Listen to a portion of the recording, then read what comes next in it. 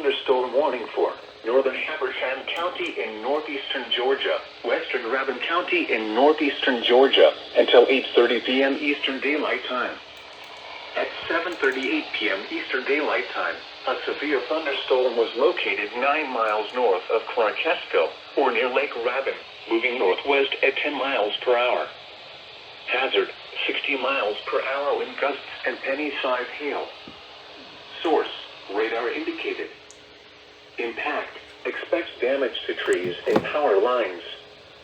Locations impacted include Tiger, Tallulah Falls, Lake Rabun, Lake Burton, Lake Maude, Tallulah Gorge State Park, Batesville, Seed Lake, Turnerville, and Clayton.